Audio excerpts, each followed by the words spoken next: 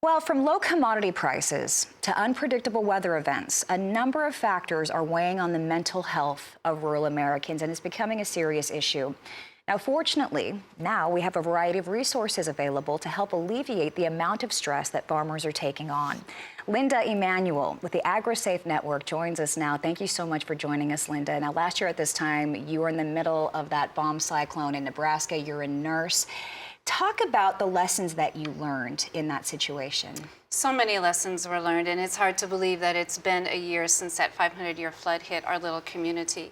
I learned that stress is multifaceted and it's very personal. And every story of every individual in our community was just a little bit different on how they reacted to the amount of stress of this event. And I learned that stress comes in waves. There was that anxiety before that we knew we had some warning that this flood may happen. And so our little town had rallied and did some sandbagging. Then went into the heroic and the honeymoon phase where we were evacuating folks out of our community. We live on a farm. I'm part of our 3-generational family farm. And so our farm itself wasn't affected, but we did absorb folks from the community, some family and friends. And what we thought would be just maybe a 2-day event ended up to be 6 days that we hosted these folks. I was also part of the boots on the ground, the canvas team that went door to door to let the folks know what the resources were in our community and to help them. So it was a huge learning curve for all of us. I learned that the tools that I have as a community health nurse, as well as public health, were very important in helping these folks to realize the stress and giving them those resources that they needed to be resilient. You know, I've got to ask you about that door-to-door experience, because I'm guessing you had to actually wade through some floodwaters to get door-to-door. Yeah. And when you arrived, talk about the stress that people were feeling.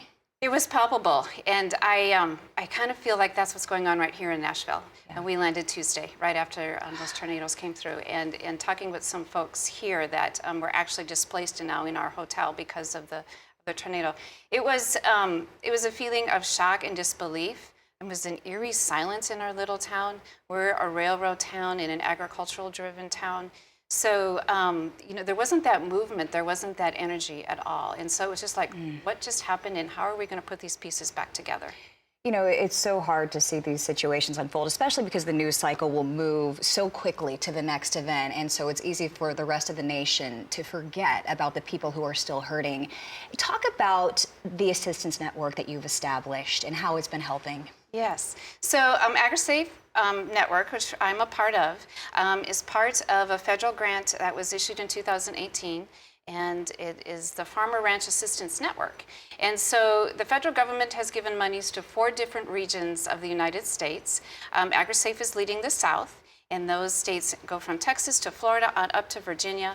The Midwest, where I'm from Nebraska, is led by the North Central, and that is Iowa State University is leading that one. Wow. The northeast side of the state of our United States is being led by the National Young Farmers Coalition, and then the west is by Washington State University. Wow, so you have all demographics contributing. That's a beautiful thing.